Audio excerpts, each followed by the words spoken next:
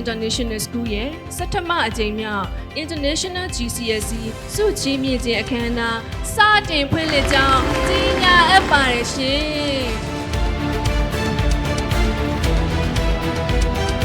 သက်ဆိုင်ရာနိုင်ငံတွေမှာအဆင့်မြင့်ပညာတွေစီးပူးပြီးတော့ဘွဲတွေအလုပ်တွေကောင်းကောင်းမွန်မွန်ရရှိပြီးတော့ဒါတို့သမီးတို့ရဲ့မိဘအများရဲ့ကျေးဇူးကိုဆက်နိုင်ပါစေ